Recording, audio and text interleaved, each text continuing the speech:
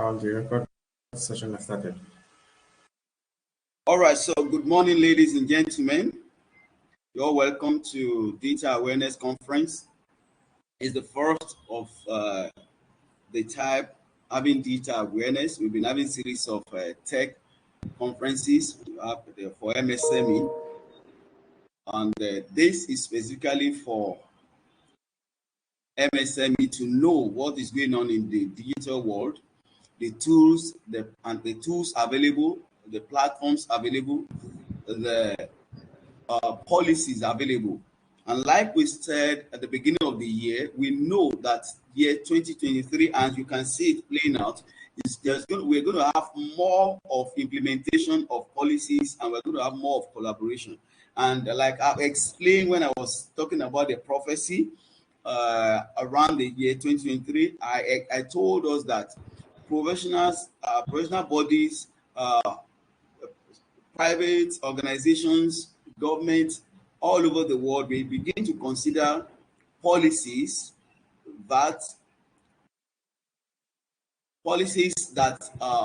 is going to help, especially the digital, they're going to help to boost because of the situation on ground, because of the economic situation and what have you. So a lot of these are coming up. So for new people joining us, I'm Blessed Olasin from Empower Africa Project. The vision of Empower Africa Project is to build a poverty-free continent by leveraging on the power of technology. And one of the ways of doing this is, my camera, sorry. It's by bringing to you a program like this.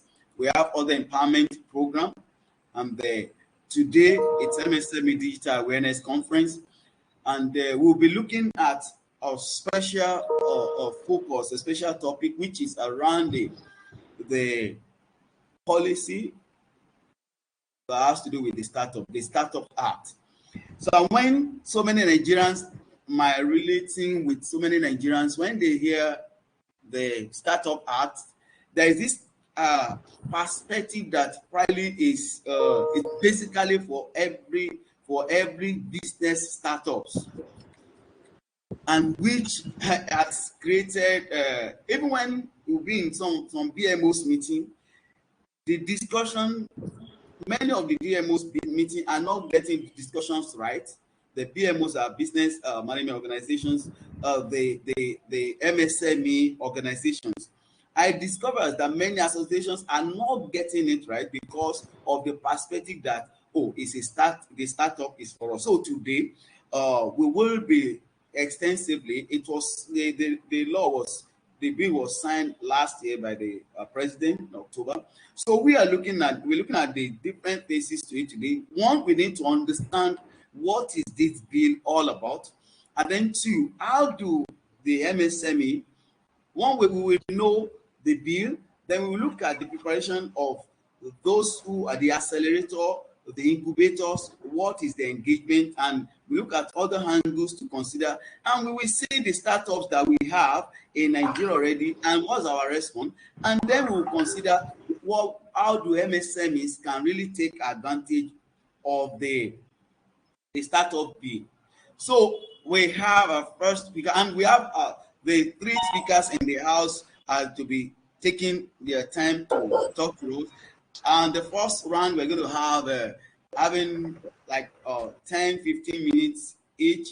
While we'll be having our first speaker, Charles Amegolu, talking to us about giving us the insights about the startups and being a startup, being an accelerator, being an incubator is in inside Startup Act. So it will be taking his time to give us the understanding around that. And the Monin have known ISBN for years now. Many of us don't even know where they come in the startup bill. Monin will be making us to understand the position of the ISBN as regards the startup bill and how Nigerians can relate with ISBN and the hubs in different places. That was the day we were having discussion. I know that there are a lot of things that people don't know that are available. For example, people don't know that even in their community there are hubs, and they can even be part of making it happen. And then we'll be looking at the status and other things. So let's not waste time. Let's welcome to take the platform the next 10-15 minutes, Mr. Charles, and we take it up from there. Thank you. Okay, good morning, everyone. Can you hear me clearly? Yes. Yes, Yes. we can, sir. All right, I've been trying to get on with my laptop, but it's not coming on, so I'm going to try this with my phone. Okay. I am Charles Uchenna Bolum. I'm an innovation ecosystem player. It means that what basically affects startups, innovators, researchers, and even public sector is something that is of interest to me. And today we are actually touching on that entire ecosystem and relating it to the Startup Act, which was one of the fastest acts to come into play since I started participating in this sector. It is the most relevant, but more importantly, it started and was developed as an ecosystem-led act. So just moving on a little bit, I will start by saying that basically you have the Nigerian Startup Act 2022 touching on quite a few areas of our ecosystem. And some of the areas where it touched on is, first of all, starting to describe startups from the point of view of how the Startup Act describes it. I will first say that the Forbes says something that the startups are young companies founded to develop a unique product or service, bring it to market, and make it irresistible for customers. What this means is that sometimes I've come across quite a lot of people that describe startups without really understanding what it is. So these are usually tech-enabled, and the intent is really to take this unique product or service and scale very fast. Now, there's what we call the startup labeling, which comes under the Act.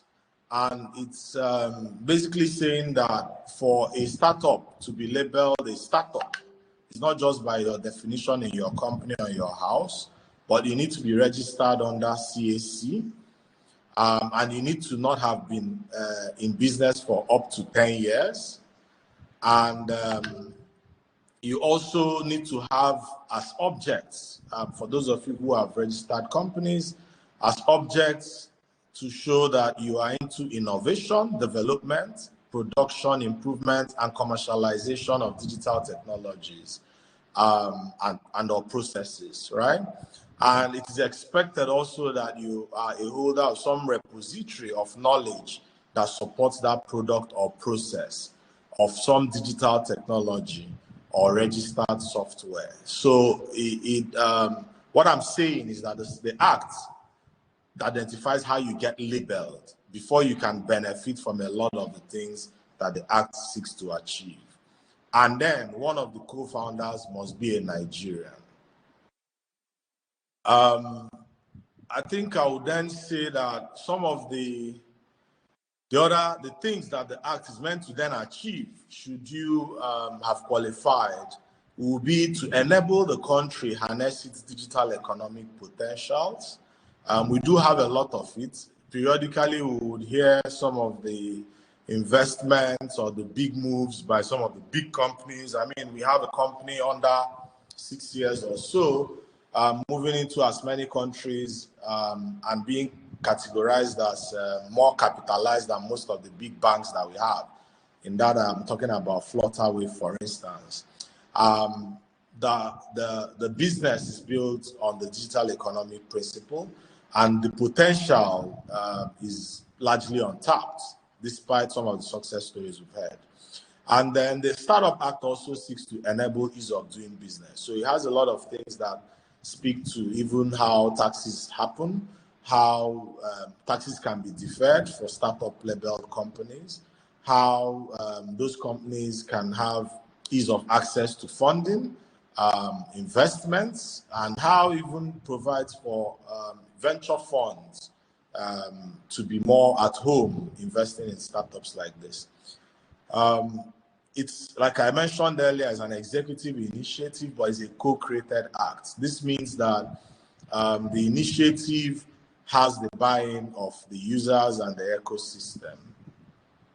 Then it provides for access to finance, not just from the government, but from venture funds that seek to invest in Nigeria and Africa as a whole. And it is the structure of the act is also such that the continuous improvement does not necessarily lie in reviews to the act. I would explain.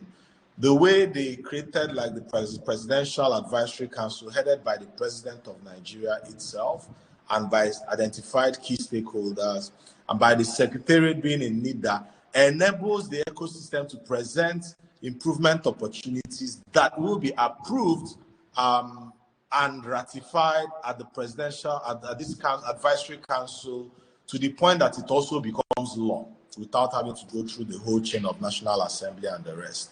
And then finally is the fact that there is, because of the way the act is structured, there is room for state adoption. Some of us may have come across news already that points to states that have already started looking at adopting this act, and even beyond the states, the African continent. So some of the key structures that we need to note, or that I want to touch on, is what they call the Council for Digital Innovation and Entrepreneurship that was just recently inaugurated. And then you have the Startup Support and Engagement Portal, which needs to be developed. And then you have the Startup Consultative Forum, which is a body of key stakeholders that can then add some of the continuous improvement initiatives, some of the lobbying and the pressure groups that are required to enable the ease of doing business and the growth that we intend to see.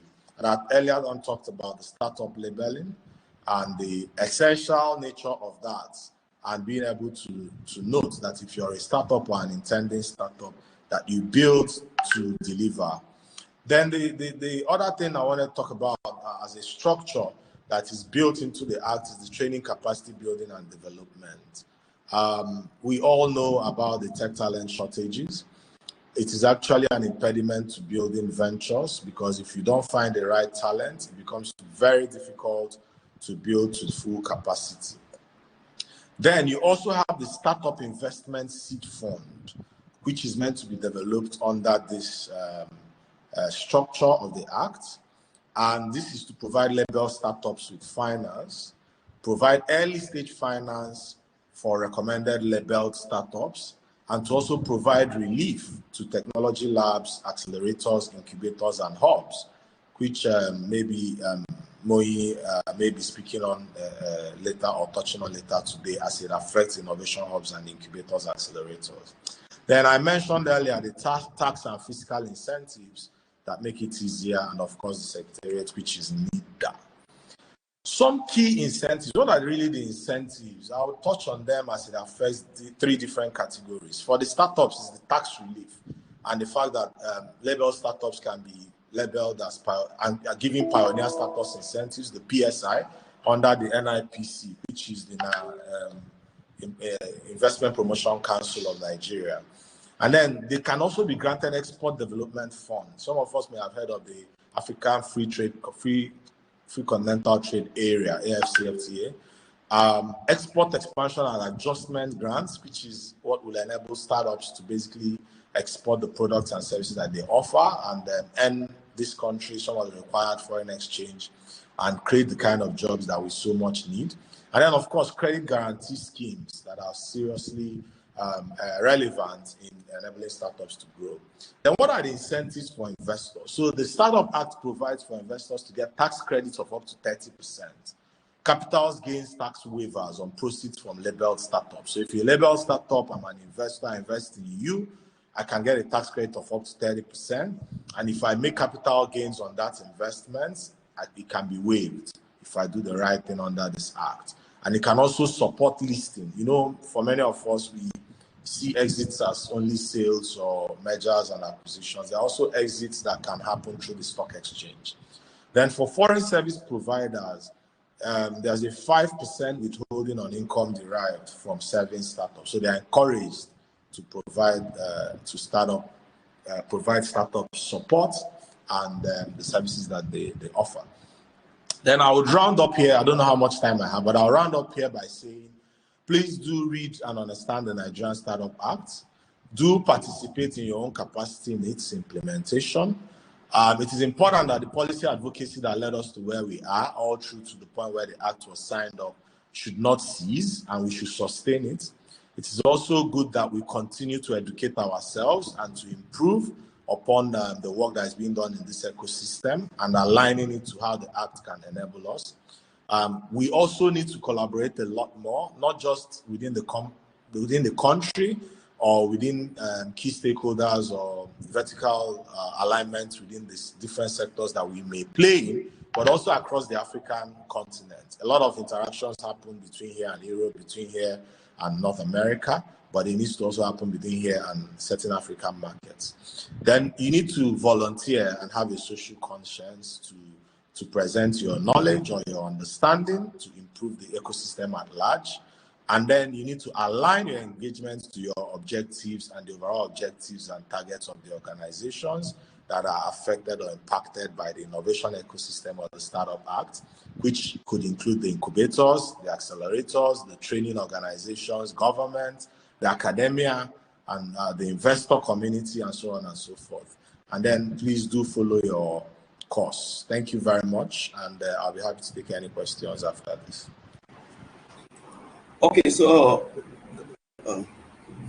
that was a great presentation there. I actually already have, of course, there are some questions, and then please, if you have any question, you can we have the chat, and then you can prepare the question. But what I think is better, we have all the introduction, then we can easily have the question. I already have some questions, but let's have Muni first, talking about ISBN.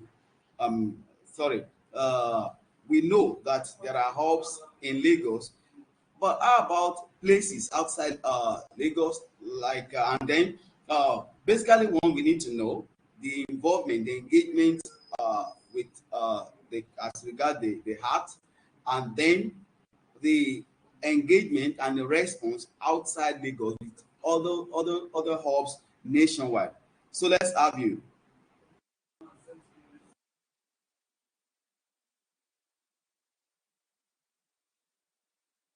You have Moyi there? Yes, I'm here. Good morning, everyone. I'm sorry about my background noise. I'm in a public place. But can you hear me? Yeah. Okay, good morning, everyone, and thank you for having me. And it's ISN, not ISPN, and that's Innovation Support Network. So Innovation Support Network is a non-profit organization, like a business member organization of technology, entrepreneurship, and innovation hubs across Nigeria. And ISN was formed in 2019 when about 75 hub members came together to form a community and a network to be able to drive policy advocacy, create linkages to access to funding, to development partners, to academia, and just to push for policies and laws that will support the innovation ecosystem in Nigeria, the growth of the innovation ecosystem in Nigeria. As we are aware, the ecosystem has been growing in leaps and bounds in the past years. And it was important to come up with this organization to stand as one voice, to be able to advocate for policies, and also to provide capacity building, because this is like a new, the innovation ecosystem is pretty new in this part of the world. And so the aim of the organization is to ensure that there's capacity building and there's access to funding, access to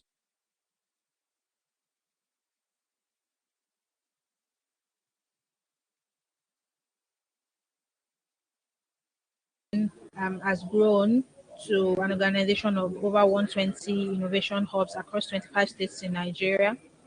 And these hubs include co-working spaces, that's places where remote workers can go to work from, um, to innovation hubs that provide acceleration and incubation services to startups, young businesses that are trying to break into the system, as well as enterprise development centers that provide business support services to MSMEs and to entrepreneurs to help them grow their businesses. Um, and so ISN also organizes annual gatherings and other learning platforms to ensure that these hubs can network and share ideas to continue to grow the ecosystem. And like I said earlier, although the ecosystem has been growing and there have been startups that are coming up, but it's in spite of the challenges that exist in the ecosystem, right? Because there was a study that was done between 2010 and 2018 that highlighted that the failure rate of startups highlighted it at 61%. And that's because of the aggressive government policies, the regulatory bottlenecks, the high cost of doing business, and also funding challenges. And this is why the ecosystem stakeholders and also the government came together to co-create the Startup Act to address some of the challenges that the ecosystem players have been facing. And the journey started in June 2021 when ecosystem stakeholders came together to discuss and to come up with a draft law. And after the draft law, how ISN came in, ISN was the ecosystem lead to ensure that all the stakeholders across the country in the innovation ecosystem, could um, could could could add their input to the law to ensure that it reflected, all the challenges and all the contributions of all the stakeholders. And so ISN led the socialization of the bill at that time.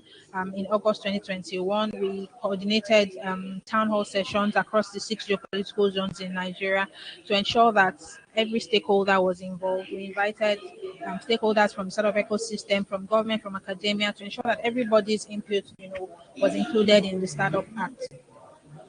And this led to, the production of the development of the bill, which then went to the National Assembly for legislative for the National Assembly, that's the Senate and the House, for them to deliberate on it before it went on to the President for assent and was signed in October 2022.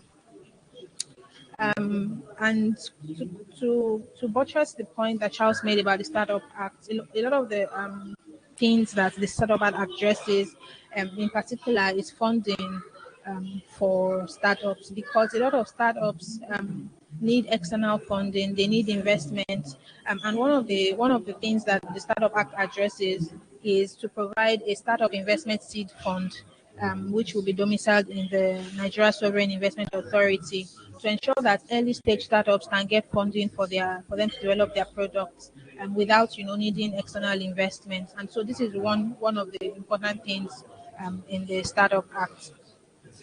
And also another thing that is worthy of mention is also capacity building, um, to build talent in the startup ecosystem, to ensure that they have the right knowledge and skills, and also to involve the academia, because a lot of research is going on in Nigeria in silos, and it's not, there's a gap between the startup ecosystem and also the research going on in academia.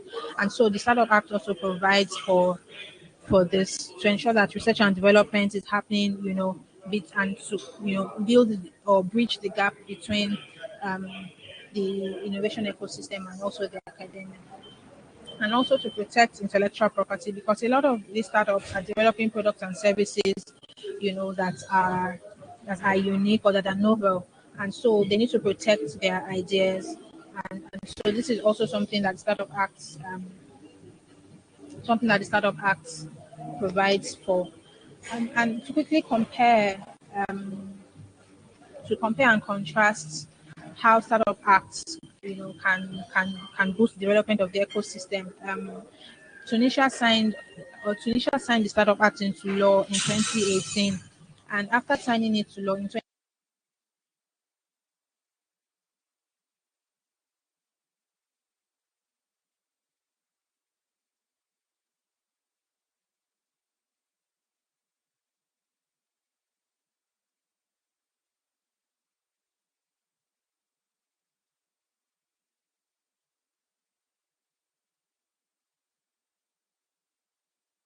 that went into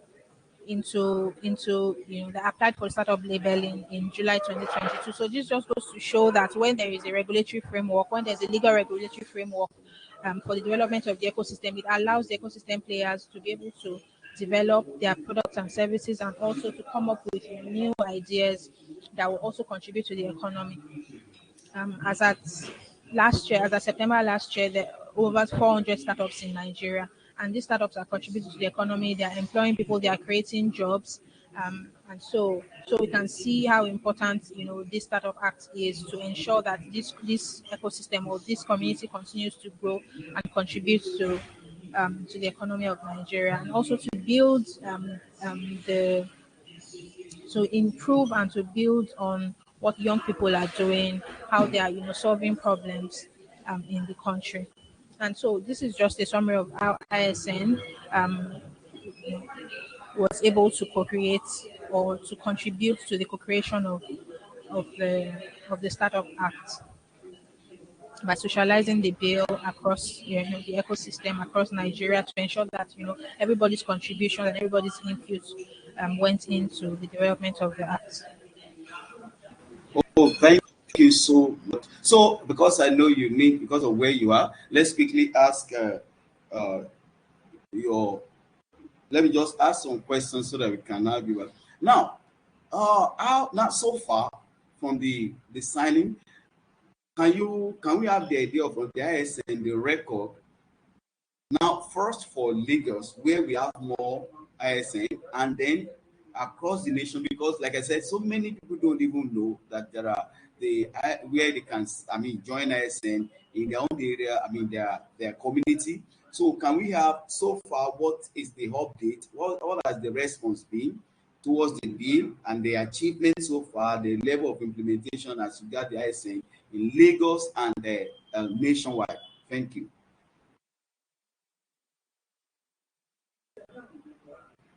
Okay, thank you. So since the bill was signed into law in October 2022, like I said, the bill involved all the stakeholders in the ecosystem across the country, not just in Lagos. I know that we talk about Lagos because Lagos is like the hub, like the center of innovation in Nigeria. But all the other states, were all the contributions and inputs from other states were also reflected in the Startup Act. And again, one of the positives from the Startup Act is to encourage innovation, encourage the development of innovation in other underexplored regions, away from Lagos, away from Abuja. And so this is one of the reasons why Startup Act was developed in the first place, because a lot of these places, Lagos and Abuja, are kind of saturated with hubs with startups, and the Startup Act is also aiming to support other states to ensure that young talents in those states can also develop products and services that can grow into startups and into businesses as well. And since then, since the signing of the bill into law, the implementation process is ongoing.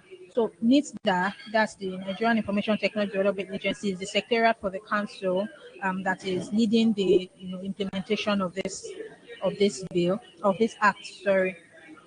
And since then, NITDA is also doing some sessions to ensure that everybody is carried along, everybody is aware of the act as well. Sorry. And so other hubs across Nigeria, like you said, like I said earlier, ISN is a national network, national hub network, and we have members across Nigeria in 25 states currently. And we are currently hoping to expand and to have more members join us, because there is always value in a community than standing alone. And so we try to make sure that other hubs So what does it take? What does it take? Joining and Okay, to what does it? become a member of ISN, you must be a registered legal entity in Nigeria. You must be registered to provide innovation services, maybe a co-working space, maybe an accelerator, incubator, or maybe an enterprise development center that is providing business support services to MSMEs. And you contact our secretariat. I can leave the information on the chat, and also you send details of your registration, that's certificate of incorporation, and also pay an annual fee of 25,000 naira. And that's it. You're able to benefit from some of the capacity building events that we have for our hub members, and also other networking events, and also projects and programs that we implement. We implement them through our member hubs. Okay, thank you. But now, part of what we want to achieve through this program is, like I said from the beginning of the year, and the concept of thinking outside the box.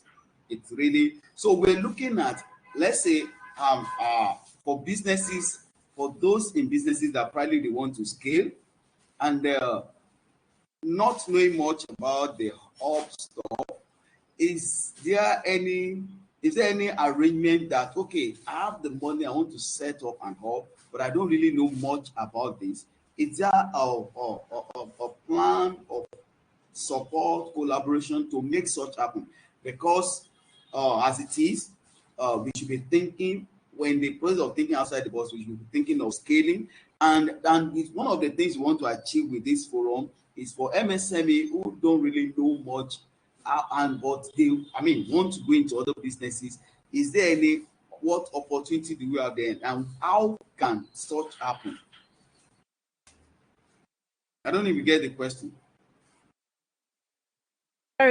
Sorry, can you come again with the question? I didn't really quite. I'm talking about, I said, this is about thinking outside the box. We have some people that they have established businesses, MSME, and we are talking to MSME right now.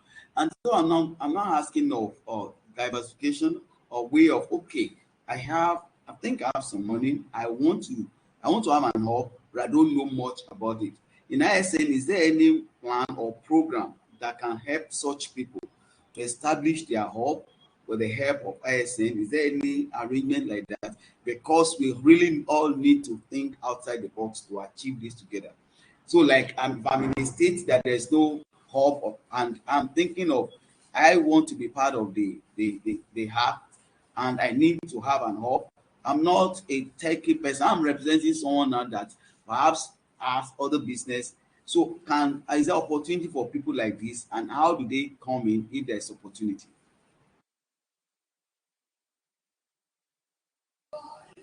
So I think first of all we need to understand the differences between MSMEs and startups. And Charles already explained the definition of a startup.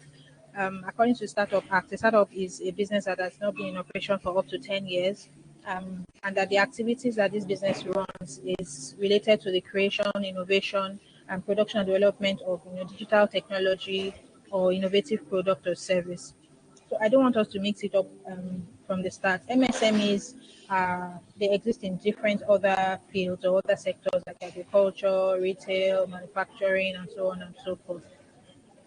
So I just wanted to state that clearly. And also for member hubs of ISN, like I said, there are either hubs that are providing maybe a co-working space, and co-working spaces are places where freelancers, maybe students or remote workers can go. They can access infrastructure like light, internet services, and other things for them to do their businesses. Or maybe you're a hub providing digital skills training. You're teaching people how to code, you're teaching people how to design and stuff like that. Or you are an entrepreneurship hub that's providing business support services to MSMEs. You are, helping people, teaching people about how to be digitally savvy, how to get their businesses online, how to, make their businesses, technologically enabled to reach more customers, to go across their community. So these are um, the hubs that are members of ISN. Um, and so, if anybody is looking to set up a hub, you can definitely reach out to ISN because we have, a network of hub owners, and we have a network of founders of startups, and we'll be able to provide more information on how to go about that. Thanks so very much. So we have thank you for your time. So we have to get back to Charles. Like I said, I have some questions before we go to talk to startups representative. So one, I know he said NIDA. Some people are asking what is NIDA. NIDA is the National Information Technology Development Agency. It's funny that some people don't know that.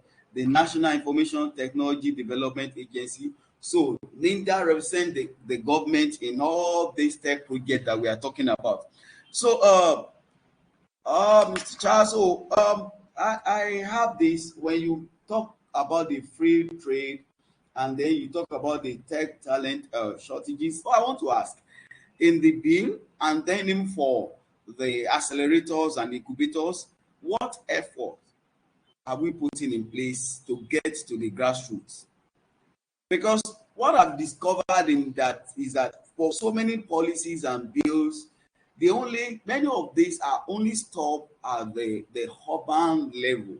When I mix with the people in towns, in villages, it's strange to them. The truth is that it's strange to them. They don't know what you're talking about. So what efforts are we making to find this project across to the grassroots? That's one. Then the second one, how do we affect the system of education right now? EduTech like for EduTech project, the information has been all out. Yet, I mean, so many people that are supposed to take advantage of the EduTech grants are not even taking advantage because they don't even know about it. So how do we get all this stuff, all these efforts to the grassroots, and then how do we affect? Because if we still have the education system we have in the country, I don't see how it's going to blend and help for us to really help the tech talent in Nigeria. So what do we do? Thank you. All right, thank you very much. Thank you very much for the great conversations and insights from you, Moyi, as well, and the questions from the audience. I'd say that for your first question is how do we take this to the grassroots? The first bane of most of the acts and policies in most emerging markets, not just Nigeria, is the very big gap between what those documents say they want to achieve and the actual implementation on ground. This may not be so different from the Startup Act, but there are a few differences I want to point out.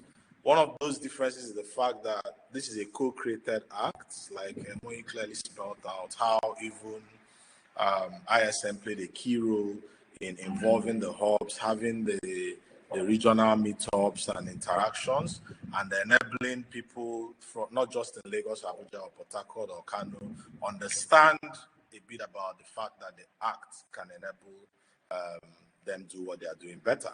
Then the other part is the fact that you cannot totally domesticate a startup act at the village community levels directly. It is an indirect impact, and I would explain. If a hub, for instance, in Ife understands the Startup Act and is able to build an innovation community or a startup community and find startup founders who develop solutions to their local problems, maybe it's agriculture or logistics that enables them move food or wood or something, and through interactions with this hub, the learnings that they get, the label that they get, the access to funding, the tax credits or tax reliefs rather. They build this solution, it becomes scalable, and they become buoyant. They can create jobs. They can also empower whole communities, but not just in the community where they started from. Now, like using the IFE example, they can also enable research coming out of the university to be commercialized. If you are doing, if you're in mechanical engineering and there was something you could build in an agri space, in IFE, using that example again, and all you could do was to build it and show students, but you don't have access to market. A startup or an innovation hub there can work with you, put you together with startups or investors and commercialize the output of that research, which is some of the kind of work we do out of Raw Nigeria Hub in UNN, which I helped to found some years ago. So that is a sort of indirect impact. But the direct impact that where we require to move this to the grassroots is to continue engaging. I think I railed it out towards the end of my talk to say that we all need to get involved. We all need to come through it. I mean, AFCFTA, we have even pressure groups or groups like ISN, Nigerian Economic Summit Group. I don't know whether it's your church or whatever. If you have an avenue to engage the government, to engage the powers that be, the councils, the consultative forums, please do so. Some of the things that we don't do enough as a people is to actually demand what we expect to see. Instead of that, we typically would complain. So I implore on all of us today to demand what we expect. Read the Startup Act. I think that's the first thing I said. Read the Nigerian Startup Act. Understand it. When you do, then you are able to see how it affects your life, the things that you do, the businesses, your community. And then when you do that, the next thing to do is to follow up, to speak out, to communicate, to take advantage of it, to apply. A lot of times people say you can't get this, you can't get that. My experience is that most times when I did, I got what I was looking for. So I'd say let us adopt that approach even in this situation and use it to our benefit. It is one of the greatest and most powerful inputs to the digital economy that we have just signed, that has been signed into law. And we need to use it to lift a lot of people out of poverty. We need to use it to create better lives for ourselves, Nigerians, and even the continent at large. In fact, the flip side is that even the developed countries are looking forward to that because they demand, they request a greater balance of trade between them and Nigeria. Today, we consume more, but there are also things they would like to see from us, like agricultural output from Nigeria, processed or unprocessed, needs to be increased because the availability is a problem. Even our oil and gas, if you look at it, there's a lot of theft happening along the pipelines. Innovation and startups can solve some of those problems using technology. Then your second question was on, remind me what the second question. Education. Bringing the education along to... Talent. Yes. So the good thing is that there's a lot of programs today that are focusing on it.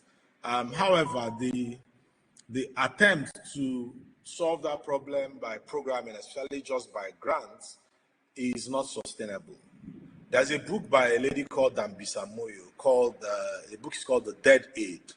It would be nice if you would like to have a glance and look at that book as well to see that whereas aid is important, sustained aid can be detrimental to a society. Why I say this is that the skill that we need to see in developing our talent will have to be from the private sector. Of course, it can be enabled by grants, it can be enabled by government and all the other institutions, including the traditional academic institutions. But the future of taking more Nigerians out of the streets and putting them in schools at the lower level and all the way to the higher level where we bring them out from our universities and they can't fit into supporting the digital economy has to be changed on its head. And one of the key areas or ways to change that is to create systems that are rewarding, like a private sector organization, that makes sense at scale. And to be able to do that at scale, you need to make it platform-based, right? If you use platforms, then it makes sense. Then the third thing is that you need to bring in a lot of local content to it. Local content and local context. You cannot solve our problems, African problems, local problems in Nigeria by just adopting global solutions alone. They are not necessarily built for our market, and sometimes even when they are, it's a bit of exploitative. But you can collaborate to improve or change that narrative. And the problem is that we sometimes we consume, whereas the opportunities that present themselves is that we can engage some of these global platforms, donor agencies, foreign organizations, foreign investors, in the mix which the Startup Act encourages to build for us things that will enable us, support our people, grow them, and even increase the output. Sometimes people talk about the Japa syndrome. I see it as a positive thing rather than a negative thing. The only challenge is that we are not producing the people enough. We are over 200 million people and looking at millions of unemployed. Even those that have gone to school up to higher institutions that are unemployed are in tens of millions. So we have the capacity to build. Let us use it. Thank you. Oh, that's great. So, thank you. And I know that your academy is doing something in that line. Can we know more about? I know you have some of the startups with you now and some of the effort. Can we know about your academy and for people, because the idea is that we want to have more startups. We want to, because we can't deal with the issue of poverty if we don't get people engaged. So I know your academy is really doing a lot. So can we hear more about the academy and how more other people can take advantage of that? Okay, I founded an academy called TechQuest STEM Academy, which the core was all starting about 2015 to train young people on their first lines of code. And to date, we've impacted over 40,000 people and counting. But in the last 4 years, just before COVID, I think, 2019, we tilted our focus to those above 18. The reason for that is not far-fetched. The unemployment rate was increasing at an alarming rate, and we thought that the work we do, if we focused our effort on those that are near to the workforce, then we could help abate the crisis that we are seeing today of unemployment. But not just unemployment. On the flip side, venture building has become very tough. So at TechQuest, we currently have programs that enable people learn things from web development, cybersecurity. Data analytics has been one of the hotkey programs we are having, because we suddenly found out that for our data analytics courses, the programs we are being subscribed more by people that we are reskilling. So these are like people, someone that has spent 10 years in the bank, very well experienced, very well trained, that suddenly understands that they need to play more in the digital economy with the knowledge and the expertise that they have. And for those programs, we deliver them physically at our academy here in Lekki, but we also deliver programs across the country as program level. So for instance, last year, one of the programs we did was to reach 10,000 people, which is still ongoing, meanwhile, not concluded, supported by IHS Stars, actually, as a sponsor. So that program was to teach teachers, that are taking senior secondary school students, so that by the time they understand that, they're able to have the basic level of training even before they get to where they can begin to work. Because coming out of secondary school, you're doing about 16, 17. So in a year or two, you start seeing that the person can easily join the workforce, even as a student of undergraduate or polytechnic. Now, we also have other tools like on App Store, on Play Store as well. We have the Mission T app, which is basically an app free. It's free for download. The sponsor of that's why it's free. For you to be able to download and learn using resources that have been contextualized with content from Nigeria. We develop that content, and it enables you to, and it also uses technology that takes into consideration our environment. So for instance, if you downloaded a video that you needed to watch, you don't need to download it again as long as you're on that app, because we understand the high cost of data, and it's on mobile because we understand that Nigeria is a mobile first nation.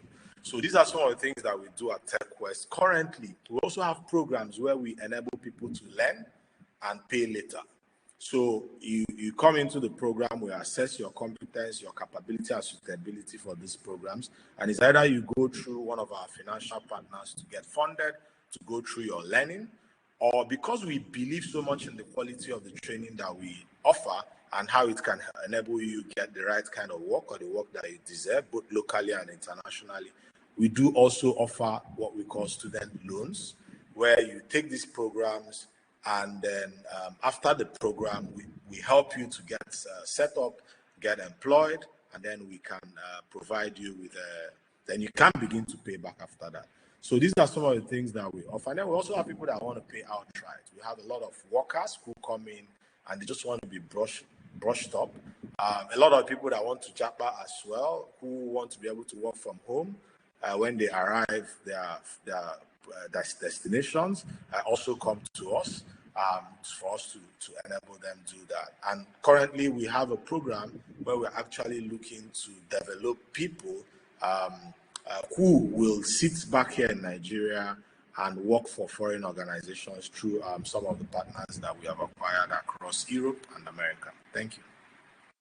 Thank you. Now, something is coming to mind. Now, with your academy, I'm just thinking, and because I know we have so many people following Empower Africa project, this is another opportunity. I'm just thinking, imagine someone you mentioned it first, someone in Osun State can come up with an hub and then approach the state government. So I think it's another way, because some of these projects, if you have an hub, the state governments in different states can partner with like the TechQuest Academy and make things happen.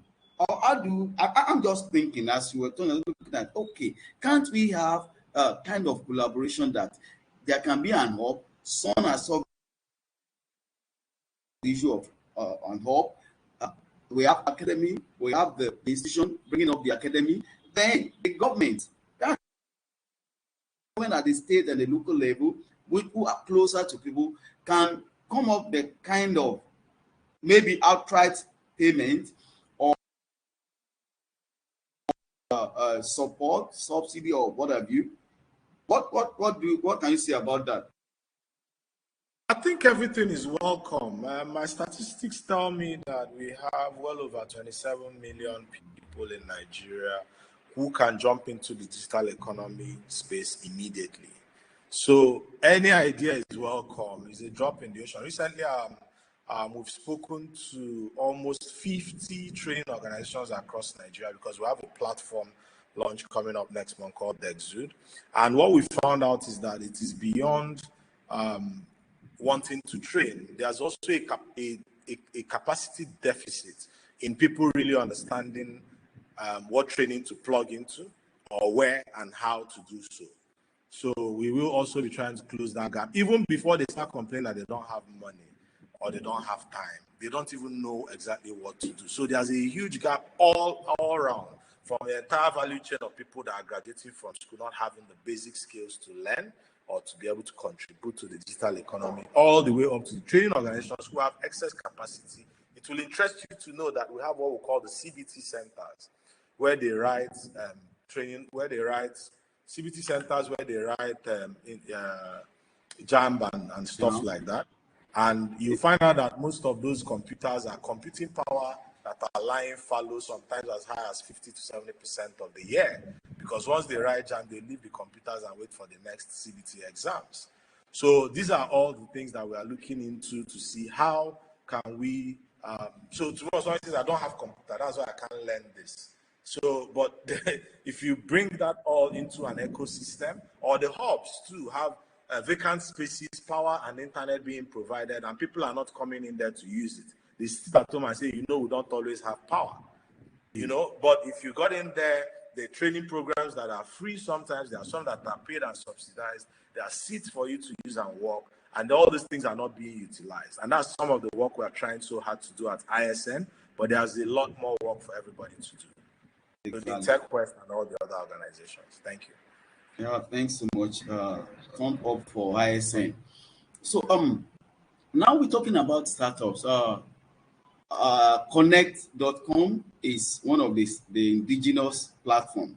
So when you talk about and that's why I want to ask this question: what has been the response of people towards indigenous product? Response as in having I think I need to hear from Charles first. I mean, from some of your key guys, their product. What has been the response? Where I'm looking at other web conferencing platforms compared to Connect, for example. So, and of course, that we're supposed to have Mr. Femi Williams, and so he's unavoidably absent. But Dokon Raso will be representing him. He's the head of marketing for Connect, the New Waves. But before he comes up, let's hear from, kind of testimony from Mr. Charles again, as regards to startups and the indigenous response. How do our people respond to? We always say, buy Nigeria, promote Nigeria. But what has been the tech experience as regard to the startups, as regard to the product? So, product development in Nigeria has come full cycle from what it looked like 5 years ago to what it is today. However, not enough. So there have been a few success stories, largely concentrated around the key economic areas of Lagos, maybe Abuja, maybe Port Harcourt. Not enough of it going into the hinterlands to capture value, which is why in 2016 we founded RA Nigeria. The strikes haven't also helped matters for the student and academia community. But the important thing is that there's the awareness. I meet a lot of people who know nothing about tech coming in to say things like, I really would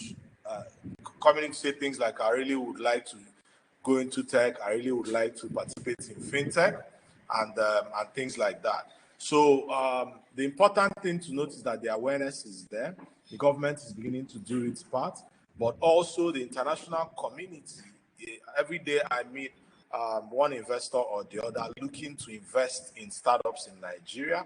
The only thing that is outstanding is us collectively producing the quality of the startups and the technology talent that will support those startups. And then the enabling environment which the government needs to provide. And more importantly, for quality startups, you also need to have the research component and input that makes that quality viable. Thank you. Please, before you go, there are a lot of things just coming up. Look at the situation, the cashless, the issue of, for these last 2 months, the financial inclusion. What happened actually exposed the level of our financial inclusion. And the noise of financial inclusion has been here for years. And then we've had tech products but with the situation now, it tells that we don't really have it as it should be. If with the level of the fintech we have in Nigeria, so many fintech, and we could have, the challenge of, because of no cash on the street, what do you think that actually happened, and how do we, to save the future, how do we manage situations like this, where you have lots of fintech contesting about as regard to accounts, and then the issue, just a slight issue of cashless is here, and everybody's like, what is going on? What do you say about this? So if you've ever hit the gym, right, after a few years of being exercise non-compliant, you will notice that the first few push-ups that you do will probably leave you with muscle pains for some days. I personally believe that what we are facing today is more of opportunities, and it's something that needs to be sustained. It will be painful, but if you continue in the right direction and with the right support and leverage, you will realize that the value would far surpass the pains. It's been horribly mismanaged, but the value or potential value is huge. I can tell you that most of the fintechs who had their heads screwed well on their shoulders are currently doing very well. They've experienced multiple growths in different areas. They've developed products that they didn't necessarily have to test because the market quickly tested and validated it as a solution. But it means that there's room for growth, development, and improvement of even the existing solutions. The traditional banks need to shape up. If not, the kitchen may get too hot for a lot of them. That I foresee quite a few maybe mergers, consolidation in the traditional financial services setup. I see the telecoms maybe sooner than later playing a key role in the country, but I see our financial startups growing from strength to strength with the kind of policy that enables startup. But it is important at the same time for balance, where people don't have to suffer the way they've suffered in the past couple of weeks. Thank you. Thanks so very much. You, in fact, we really appreciate. So now let's have some of the Docon representing New Waves. Like I said, New Waves, they give us connect.com. Connect is, for now, for me, is the best platform for Nigerians because you don't pay in dollars, you pay in naira. And you can even see some of the, when I use it, you can have a chat, and at the same time, you can have your chat into what they call Connect Doc. So here you can actually type out documents. Okay, Oladipo Kasim. Okay, someone is raising hand. So you can actually have the document. So before we have document, let me have Oladipo Kasim, Olariwaju, let's have you. You can unmute and let's have you. Thank you.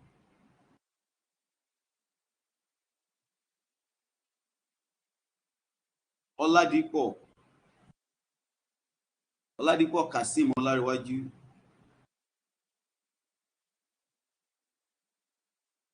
Can we have you? His mic is not well connected. I think he's trying to get Oladipo, I can hear you, please. I said his mic is not connected. Your mic is not connected. Please, your mic is not connected. Please, can you type your question in the chat room so we can have that in the group chat, or you? All right, if we have the question, we will ask. So, let's have you as regard the startups. Like I said, I really want to know your opinion about the bill, and then how we can have more Nigerians patronizing the startups product, the indigenous product, and again for our startups to think of global products. I mean, Facebook, WhatsApp is here with us, so our product should be anybody anywhere in the village they use Zoom, for example. So my concern is, how do we have startups that will be globally thinking, not just something for I use an example. Many internet providers, if you go to Highland today, you will see hundreds of internet providers, and they don't have their presence on the mainland, Lagos. That's Lagos alone. Not now talk of internet providers that they are just in Lagos, Abuja, Port Harcourt, and not in any other place. I mean, so how do we? I mean, I want to see where we can have the product, the digital products in different places, digital concepts in different places. So let's have you. So let's have you. Let's hear about the from your angle, the new waves, and your experience so far as you got to connect and all these stuff. Thank you. Dogon, over to you. Okay. Thank you very much, sir. Good afternoon, everybody.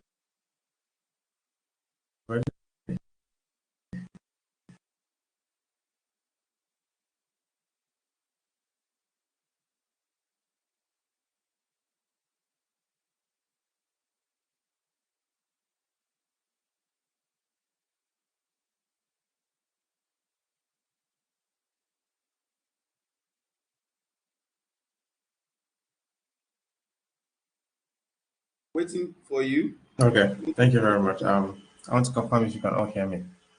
Okay, I can hear you.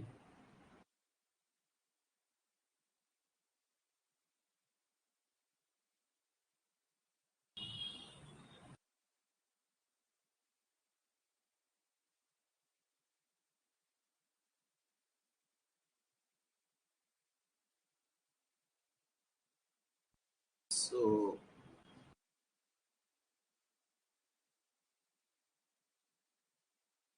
are you in there? Okay, so do we have any question from the participants? And then don't forget, we have the documents that you can, if you want to know more about the ISN, can you can send email to secretariat@isnhubs.org.ng. And for the TechQuest STEM, the academy, if you want to know more about them, you can reach out, and then you can send email info@tqstem.org, or the website. You have information about this. And like I mentioned, this is opportunity for me.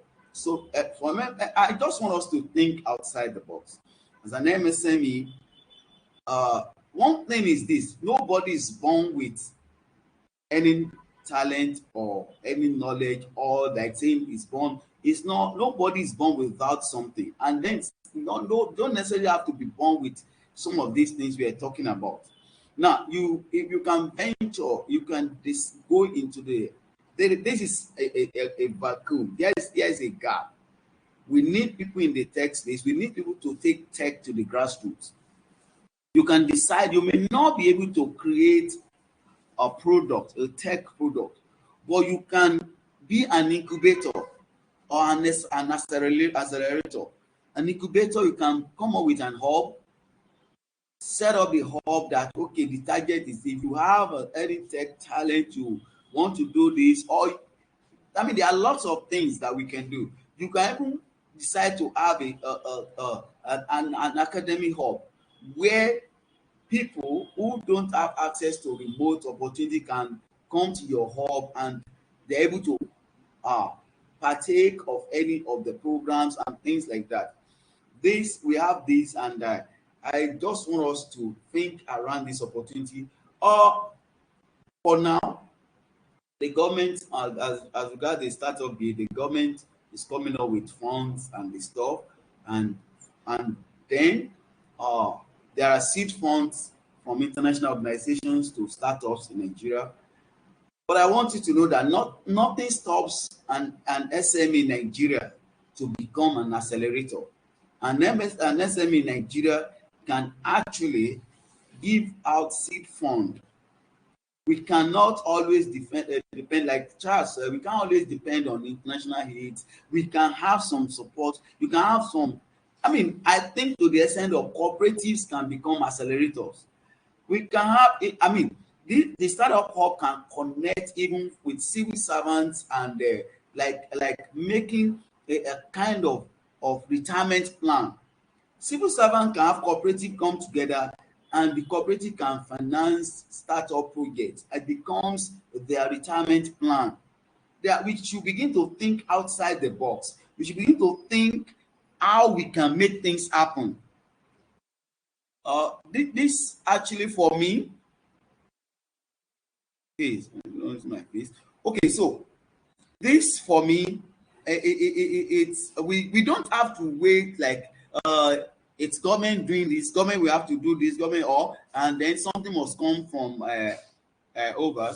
I mean, I read of Jack Ma and many like that. How do they started one with the idea, so they have the idea, and the next thing that they're able to get few people who could understand what they do within their country, not outside. But we can't always expect that everything we have to do has to come, the aid has to come outside the country. No, so it's just for us to put our heads together. I think sometimes it's a challenge, it's a challenge of wisdom.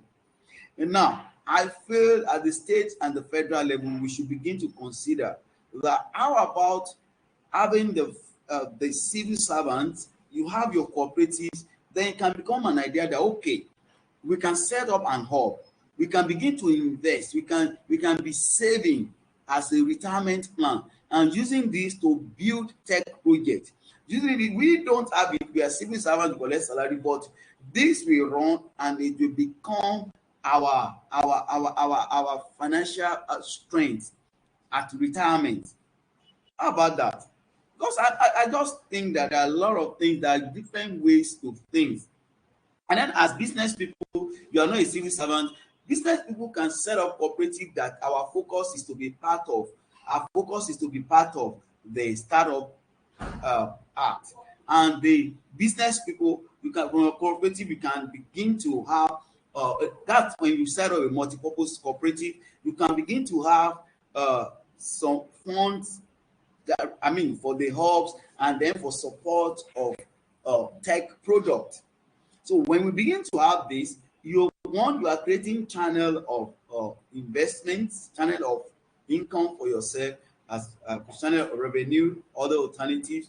At the same time, we are creating jobs. At the same time, we are making necessary impact. We are making that's investment for us, and we are touching lives. So I need us to begin to think around whatever is coming out, whatever the policy, whatever. Let's see how we can tap to them, make them happen, and then from there still have our game. So if in your state, for example, you notice that there is no hub, then you can call the ISN, and then you can agree with, you can. Another thing is you can, of course, you set up the team, you can be the founder, the accelerator, get some youths together who are in the tech space, who are in the tech line, and make them supervise that project, put the set up and hub there, and there are so many programs today, there are so many programs that they are fully sponsored online, fully as in sponsored, completely sponsored, they are online, that many of our youth don't have access, because even when they have access to sign up, they are not able to start the program. We have the program of 1 year, 2 years, 6 months, project management, data analyst, and so many. But many remotely, because of the power challenges, data, and so many things, they probably could not do this program. But that is an opportunity for some people in government. That's an opportunity for some people in business. That's an opportunity to make impact, and opportunity to invest. Because all you have to do is that have a work center. We just started one like that. Okay, we call it a workplace. We have it that people can sign up for different programs online that are available. Sponsored program. It's a full 4 months, 6 months scholarship that are there. All they have to do is they walk in to the work center, and they come to the work center, and they are able to start the program and finish the program and have their certificate. And then I told you we are making our youth employable, because for now the rate of employability in Nigeria is low. It's low because this man on the certificates, on the knowledge, skills they need are not there. So if you have an hub, you can help for employability, and at the same time it becomes an investment to you. For example, we are talking about the JAPA. If you want to JAPA, you must have something upstairs. You must have certificate. That can be a business for you. You can decide, okay, before you travel, we can help you. At least you can have something. So they come and they have those opportunities, like they think the STEM academy is something that you can host in your state, in your community, and let youth partake of that. So, because you see so many bankers, 20, 25 years, once they are not in urban, the next thing is that they become like they cannot, their life is, no, we can give them life. We can give people around us life. So let's think of how we can be part of this, the Startup Act, how we can maximize it for community development, for financial empowerment, and for impact, for human development. So let's have don't forget your lines. We need to know how we can have many of our startups be globally minded, not just for a community. And then the response, what should be the response from the people, the Nigerians, the Africans, towards our indigenous product? What should be the response towards Connect? Let's have the experience that New Wave has been having around Connect and what have you. Thank you. All right. Good afternoon, everybody. Can you hear me? Yeah, very well. So I really do apologize. I had to change my internet service provider. So, so yes. My name is Relasu Dukong, and I'm representing my CEO. I serve as the marketing and strategy officer for New Waves ecosystem. And on the New Waves ecosystem, we have the Connect platform. We're currently on the Connect platform where we have conference calls, and then we also collaborate as a people. So this particular platform makes it easy to collaborate as a team, and also not just take calls. It also helps people who are in the e-learning space because it has other features that makes it easy for them. And we have been working for about 3 years now, and well, we qualify as a startup. I also want to thank, before I move into the meat of what I want to thank the ISN person as Miss Moyi, and also trying to remember his name now, Mr. Charles, for the in-depth analysis and then opportunities they have also brought to the fore. So, as a startup coming from a third world country, you are having virtually every odds stacked against you, um, because already some of the solutions you're trying to work on um, makes it a little.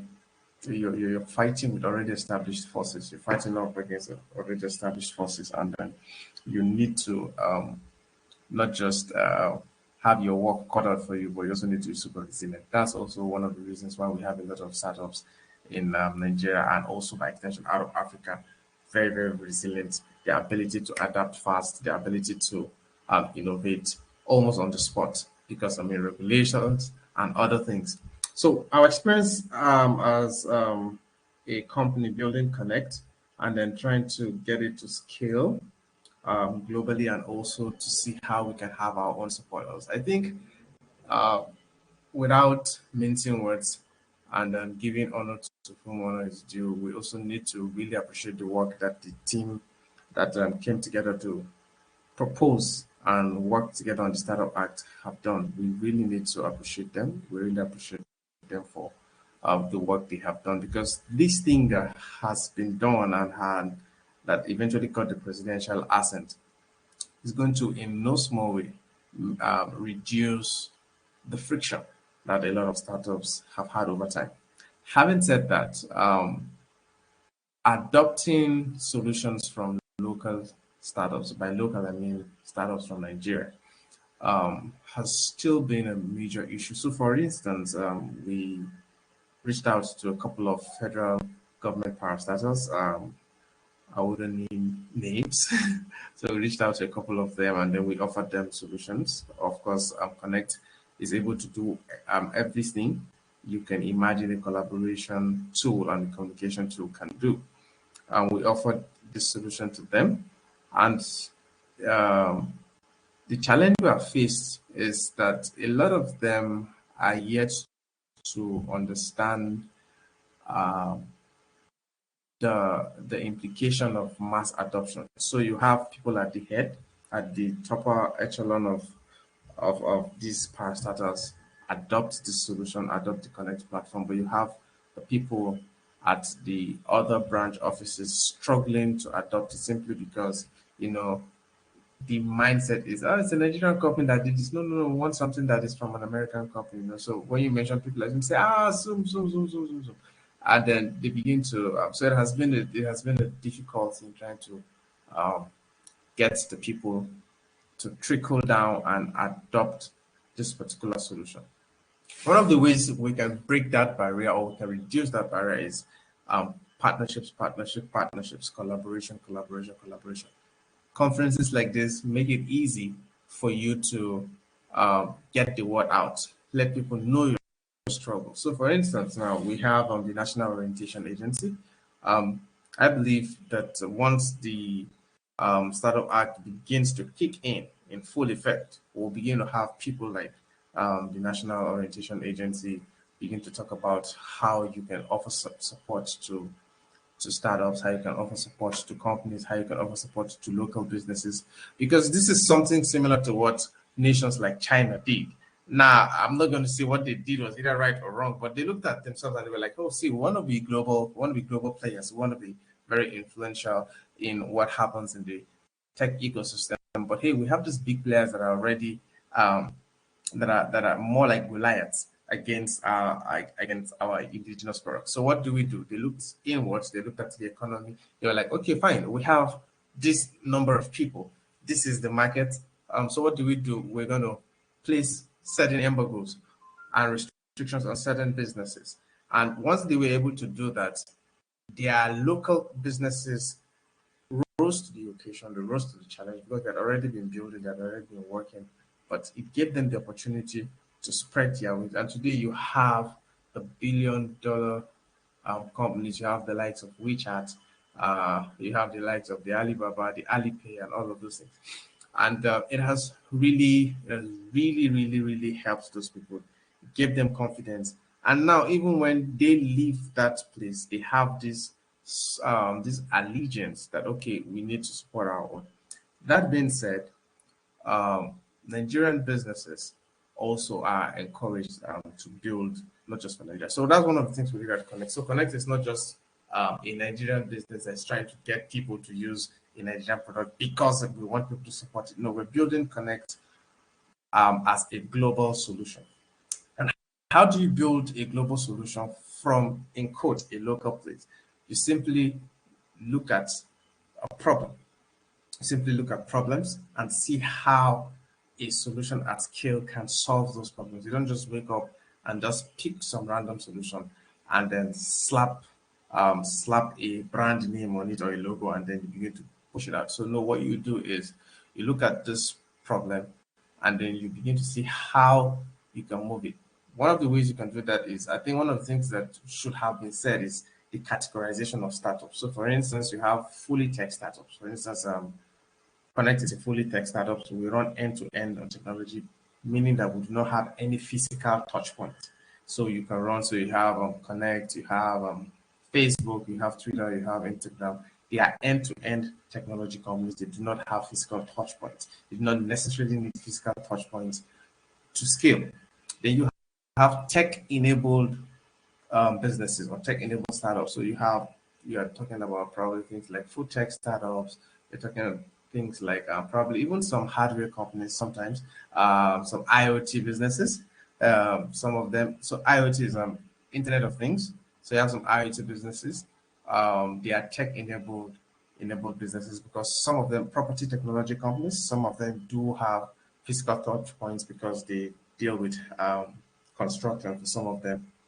And then they carry out other transactions digitally to enable them to scale. So these two kinds of businesses, though they are all powered by tech, but their ability to scale is different. And the pace of scale is also different. So the pace at which a Connect is going to scale will be faster than the pace at which a property technology company that probably deals with construction or construction technology will scale. And the reason is because the physical touch point increases their risk, increases overhead, and also makes it a little difficult to attract investors over time because you need to prove again that you can de-risk yourself, or you can de-risk the investors from putting in investments there.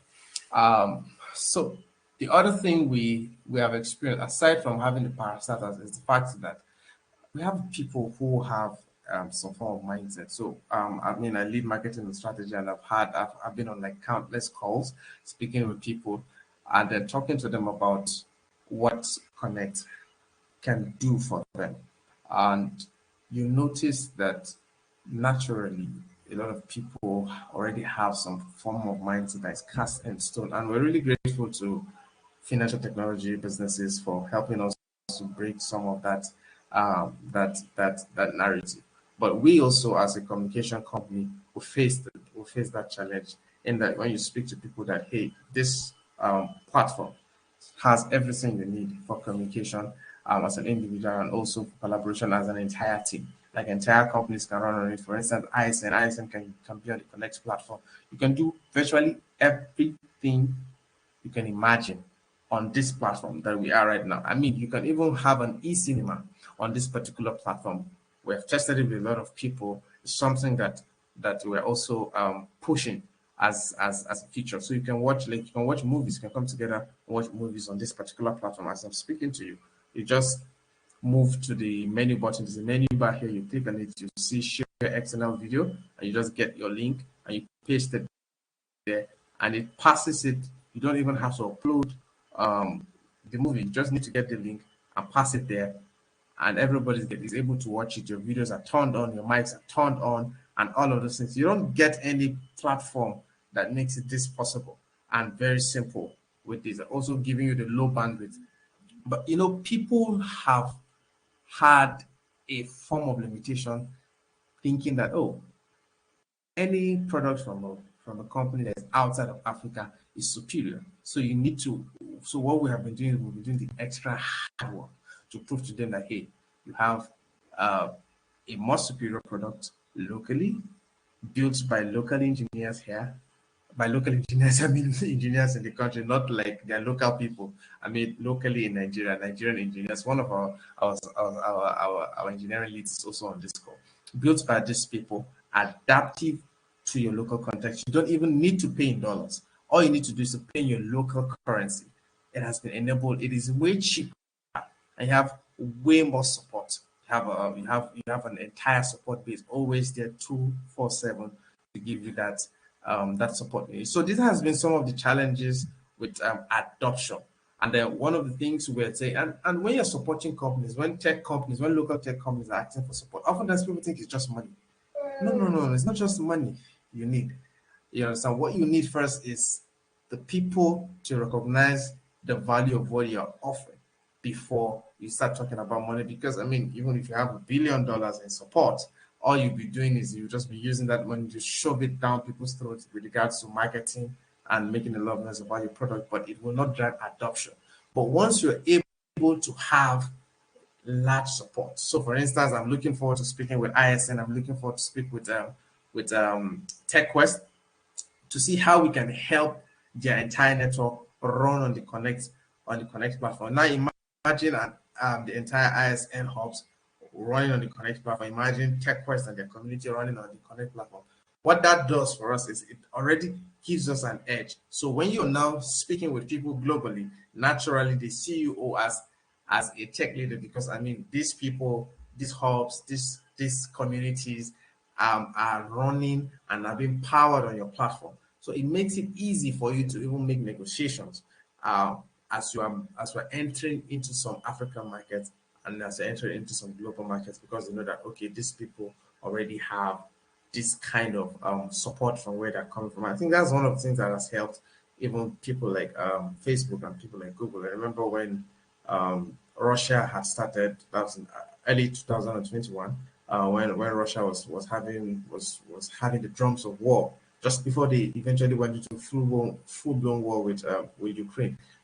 They had to send some forces to harass some of the members, the employees of Facebook that were in Russia, and then also they did the same to some of the people, some of the employees of Google at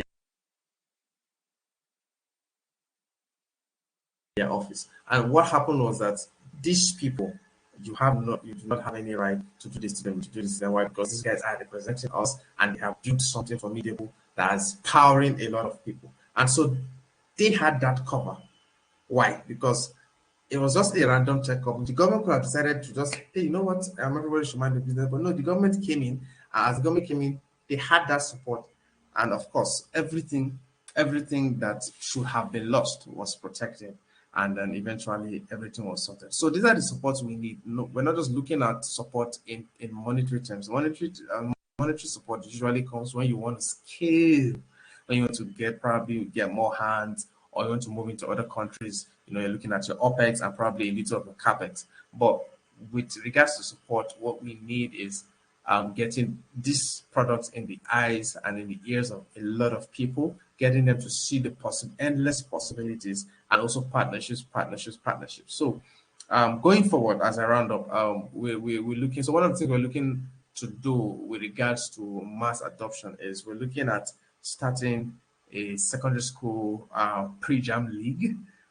We're looking at doing that in the next few months. We're going to partner with, we're going to start with schools in the Southwest, and we're going to power that particular competition for probably 12 to 16 weeks, depending on how the partnerships with these institutions go. And we're going to sponsor some of these students, and we're going to use the Connect platform to encourage them to adopt not just the technology, but to also use that to get them up to speed with technological breakthroughs. Thank you very much. Oh, okay. Great. Thank you. So, like I used to say, I don't think there's something that I experienced sometimes ago. We were having a great conference in a state. I won't mention that state. And it was an agri summit, and the farmers were there. So in my mind, I was actually expecting to see of other rice and the jam and the stuff. Well, from the stuff, the food they have there, the refreshment, I said that these are imported rice. And I said, look, and the topic and the focus was on consuming Nigerian products by Nigeria and what have you. And I was like, well, you're saying that we should buy Nigeria, we should encourage Nigerian farmers. And then the rice we are eating here are foreign rice. So how, I mean, let's be practical. So same way, billions of naira will be going into the startup part. It's like you said, it's not about pumping money into projects. We need to buy this mind. We need to buy this concept. We need to know that this is our own. We are not saying our own because traditionally just our own. We are saying that these products are viable. Now, we are not saying you should accept a product without testing it. Test them, look at the standard, but it's not to just say, Nigeria, you don't even want to test. You don't even want to check the standard. We need to, because it will be like wasting of money if government in Nigeria is spending on startup acts and the same government in Nigeria is not doing their meetings on the indigenous web conference. I mean, digital web conferencing platform. It's not. If they are not using the tech created in the country, it's not. So that's one aspect that we really need the government to know, and we want all of us to embrace our indigenous products, not only in tech but the embassy, because we are talking about tech. So I don't know if you have any questions among the participants, and is going to drop if you want to know anything about connect.com. Of course, I'm an ambassador. We own Connect together, but you have people. And interesting about Connect is that if you're in Zoom, you can't call the engineer to help you out. But in Connect, at least you have that advantage that this is our own. You can call the engineer to set you up. In fact, they have the training for you, one-on-one training how you can use Connect.com Connect platform. So it's such a laudable one that we really need to appreciate. And for us, like I said, in Empower Africa project, the MSME Data Awareness Conference is one of the programs we come up with to bring products, indigenous, generally tech products and platforms. What we are doing that we know we help to be able to solve the issue of poverty is to let the MSME imbibe, adopt digital. The more we go in, the more we digital as an enabler, the more we apply, the more we go for digitalization, the more we're able to reduce costs, the more we're able to do some things. Like I told some of us, right now, with the level of things, we need to, oh yes, that's good. Kudos to, yes, thank you. Nonye Umar, thank you. Kudos to Connect. Yes, they are doing very well. So we really need to find a way to encourage ourselves to support one another to make things happen. And trust me, in Empower Africa project, we're making that happen, because we know that at least we, like I said, we may not have money to give you, but as an SME, if we can help you to solve the issue of the digital issue, it can help you for digitalization, it will go a long way. That's why we created Business of Africa. We looked at it that Business of Africa will help so many of our MSME cannot do their running adverts on their own because of time. You focus on business. So we created Business of Africa that you only just need to sign up. Then we're using one stone to kill two birds. We are training. That's for job opportunity as well. Training youth. We assign them to businesses. They manage businesses. Then we look at it again. The issue of website, buying data, buying as hosting and in dollars, and with of the rate. We decided to go have our local hosting. We host our website. We host MSME. Then they can pay Naira, and we make that help again reduce all the same standard and quality.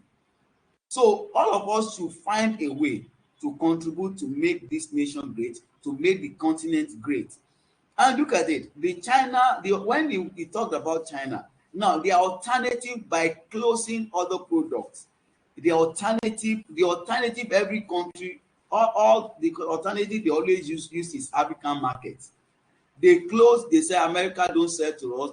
They know that they don't have transaction with them, and they know Africans don't have a product to sell to them. So what they do is that they come to us, and they know that we can always consume their product because they see us as consumers. But that's not who we are. We are far, far better. Now we should begin to look inward, and whatever we see, it doesn't have to be from me. We need to look inward. Anything that is from ourselves, we should begin to embrace. We begin to support. We should begin to encourage. This is what is really going to help us all, and we must believe that we can. We can. So now we have Connect, and you can always contact. If you want to know anything about Connect, you go to connect.com, or you reach our man ambassador, or you send info to connect.com. So thank you, Dokon, for coming.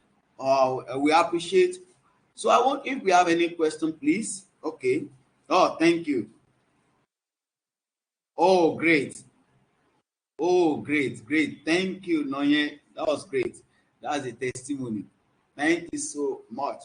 Please, we have any question before we end up the program? We appreciate Moni Oluwa Joseph for coming and for sharing with us about the ISN. I encourage us to be part of ISN. You have your cooperative. And like I said, we really need to begin to think outside the box. So we need people who we consider going into having an hub, becoming an incubator. We need people to become accelerators. You can bring the academy to your community. You can bring your youth together and let TechQuest them run a program for them. Let's see how we can make things, how we can work together, make things better. So this is what we are talking about. Africa, we are blessed. Nigeria, we are blessed. We need to know that we have great stuffs. So thank you all. Do we have any question before we because we have the record of this, and for those who want to, it's going to be available on our YouTube channel, EA Project TV. We'll make it available there for those who want to go over there. I know I will still share it around.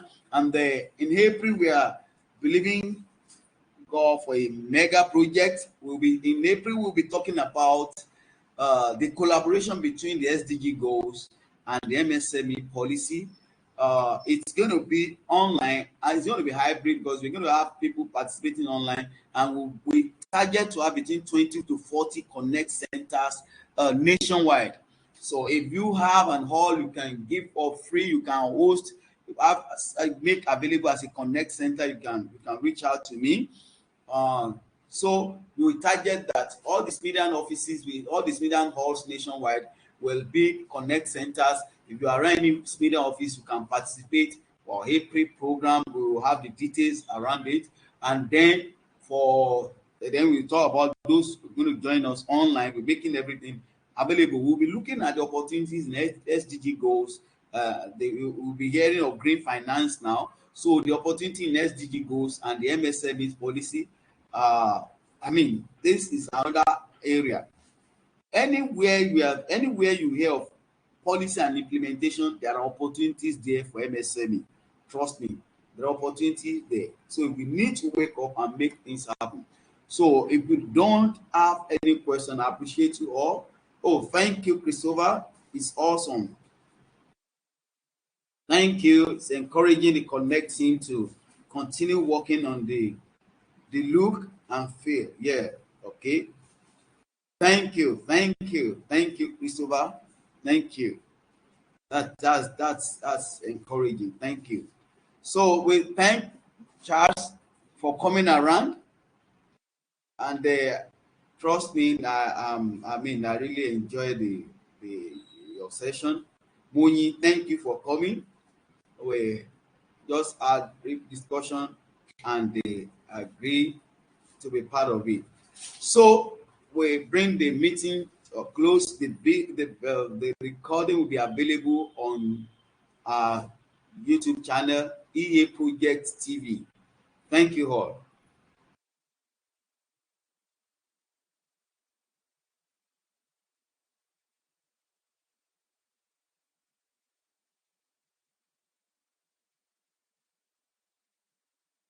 Yes, Mr. Olajude, you will be able to have access to the audio. It will be sent. So once it's uploaded, you just download it directly. Thank you.